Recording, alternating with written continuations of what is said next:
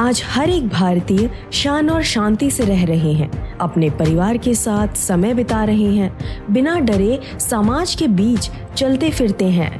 हम पर कोई खतरा ना होने के कारण हम आराम से जीते हैं। लेकिन ये सब जो हमको मिला है वो भारतीय सेना की बदौलत मिला है, जो देश की सीमा पर रहकर हमारे लिए कवच बनकर हमको दिन हो या रात हो, ठंड हो या गर्मी हो, आंधी हो तूफान हो, हमेशा हमको दुश्मनों से बचाती है।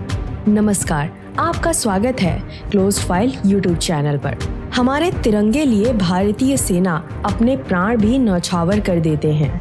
आज उन्हीं में से एक रेजिमेंट का इतिहास हम आपके समक्ष लेकर आए हैं। इस वीडियो में हम आपको भारत की गोरखा रेजिमेंट के बारे में बताएंगे, जो 1947 में भारत की स्वतंत्रता के बाद से ब्रिटेन भारत नेपाल त्रिपक्षीय समझौते की शर्तों के अनुसार 6 गोरखा रेजिमेंट जो पहले ब्रिटिश भारतीय सेना का हिस्सा हुआ करते थे, अब वो भारतीय सेना का हिस्सा बन गए और तब से लेकर आज तक भारत देश की सेवा कर रहे हैं।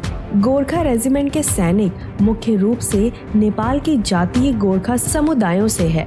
7वीं गोरखा राइफल्स और 10वीं गोरखा राइफल्स के गोरखा सैनिकों को समायोजित करने के लिए स्वतंत्रता के बाद भारतीय सेना में एक 7वीं गोरखा राइफल रेजिमेंट को फिर से खड़ा किया गया था, जिसने ब्रिटिश सेना में स्थानांतरित नहीं होने का फैसला किया था। चलिए जानते हैं गोरखा रेजिमेंट का इतिहास। गोरखा युद्ध के दौरान गोरखाओं द्वारा प्रदर्शित लड़ाई के गुणों से प्रभावित होकर सर डेविड ओचटरलोनी को ब्रिटिश भारतीय सेना में गोरखाओं की क्षमता का एहसास हो गया था। उस समय तक गोरखा दल बदलुओं को आमतौर पर अनियमित बलों के रूप में इस्तेमाल किया जाता था। उसके बाद 24 अप्रैल 1815 के दिन गोरखा रेजिमेंट की पहली बटालियन को नसीरी रेजिमेंट के रूप में स्थापित किया गया था, जो बाद में पहली किंग जॉर्ज की अपनी गोरखा राइफल्स बन गई और लेफ्टिनेंट लॉटी के तहत मौलोन किले में कार्यवाही की गई। गोरखा पूरे उपमहाद्वीप में ब्रिटिश ईस्ट इंडिया कंपनी के विस्तार में सहायक थे। गोरखा रेजिमेंट ने गोरखा सिख युद्ध, प्रथम विश्व युद्ध, द्वितीय विश्व युद्ध, आंग्ल सिख युद्ध, अफगान युद्ध और 1857 में भारतीय विद्रोह को दबाने जैसे कार्यों में भाग लिया था। इन वर्षों के दौरान अंग्रेजों ने गोरखाओं की भर्ती जारी रखी थी, जिससे गोरखा की संख्या में वृद्धि देखने मिली। प्रथम विश्व युद्ध शुरू होने तक ब्रिटिश भारतीय सेना में टोटल 10 गोरखा रेजिमेंट थे। गोरखा रेजिमेंटों ने दोनों विश्व युद्ध के दौरान राष्ट्रमंडल सेनाओं के हिस्से के रूप में एक प्रमुख भूमिका निभाई थी, जो पश्चिम में मोंटे कैसिनो से लेकर पूर्व में रंगून तक और व्यापक युद्ध सम्मान अपने नाम अर्जित किया था। इसके अलावा गोरखा रेजिमेंट के उत्तरी अफ्रीकी अभियान के दौरान जर्मन अफ्रीका कॉर्प्स ने नेपाली चाकू खुखरी चलाने वाले गोरखाओं को सम्मान दिया था। भारत देश की स्वतंत्रता के बाद नेपाल और ग्रेट ब्रिटेन ने 1947 में ब्रिटेन भारत नेपाल त्रिपक्षीय समझौते पर हस्ताक्षर किया, जिसमें नई भारतीय सेना में स्थानांतरित करने के लिए ब्रिटिश भारतीय सेना में 10 गोरखा रेजिमेंट में से 6 के लिए प्रावधान किया गया था। यह समझौता नेपाली सेना में कार्यरत गोरखाओं पर लागू नहीं होता और साल 2020 तक भारत में टोटल 7 गोरखा रेजिमेंटों में कुल 39 गोरखा बटालियन सेवारत हैं। 10 में से 4 गोरखा रेजिमेंट ब्रिटिश सेना में स्थानांतरित किए गए थे, जो अन्य शेष ब्रिटिश उपनिवेशों में तैनात मलाया और सिंगापुर में मलय आपातकाल में उनकी उपस्थिति की आवश्यकता थी और उन्हें सिंगापुर में सिख इकाई की जगह लेनी थी, जो भारतीय स्वतंत्रता पर भारतीय सेना में वापस आ गई थी। इस ब्रिटिश उपनिवेशों को स्वतंत्रता मिलने के बाद मलेशिया, ब्रुनेई और सिंगापुर में वे इकाइयां क्रमशः ब्रुनेई और सिंगापुर सशस्त्र बलों का हिस्सा बन गई हैं। वर्ष 1949 में भारतीय सेना में गोरखा की वर्तनी को पारंपरिक रूप से गोरखा में तब्दील कर दिया गया था, जिससे 1950 में गणतंत्र बनने पर भारतीय गोरखा रेजिमेंट से जुड़े सभी शाही खिताब हटा दिए गए थे। भारत में गोरखा रेजिमेंट के विभाजन के बाद यह निर्णय लिया गया था कि प्रभावित गोरखा सैनिकों के लिए ब्रिटिश सेना में स्थानांतरण एक स्वैच्छिक निर्णय होगा, जिसके नतीजन 7वीं गोरखा राइफल्स और 10वीं गोरखा राइफल्स के बड़ी संख्या में पुरुष थे, जो मुख्य रूप से पूर्वी नेपाल में भर्ती हुए थे। उन्होंने अपने रेजिमेंट के साथ नहीं रहने का फैसला किया और अब ये ब्रिटिश सेना का हिस्सा बन गए हैं। नेपाल के इस क्षेत्र से एक दल को बनाए रखने के लिए भारतीय सेना ने 11 गोरखा राइफल्स जुटाने का फैसला किया।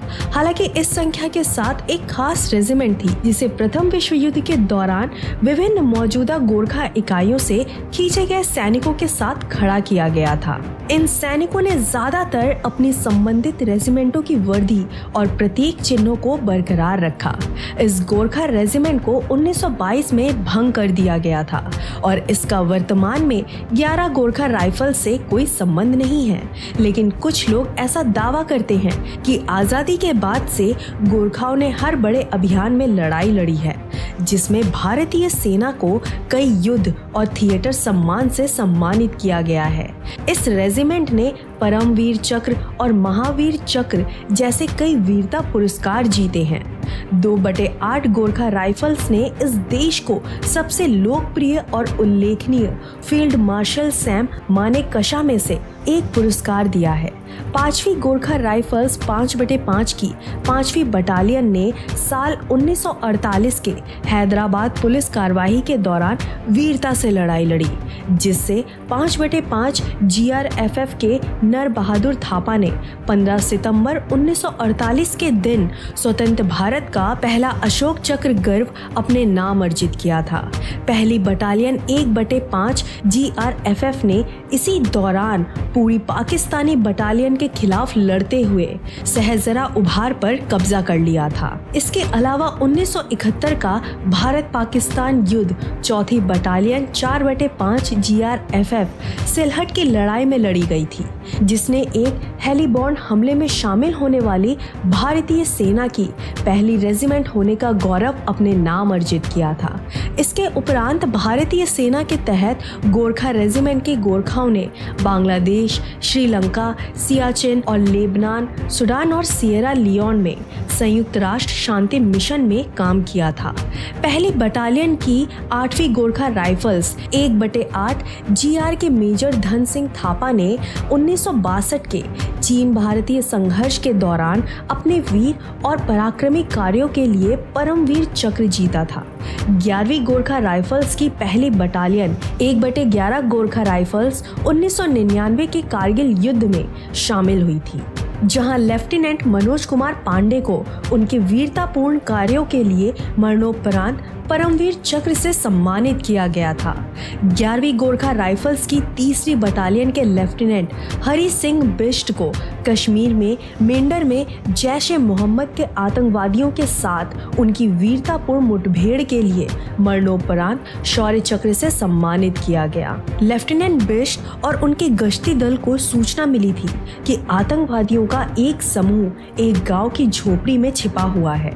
खुफिया जानकारी मिलने पर लेफ्टिनेंट बिष्ट ने स्वेच्छा से आगे की निगरानी करने के लिए कहा, जिसमें वास्तविक मुठभेड़ के दौरान लेफ्टिनेंट बिष्ट ने 5 आतंकवादियों को मार गिराया, लेकिन मुठभेड़ के दौरान उन्हें 5 बार गोली मार दी गई।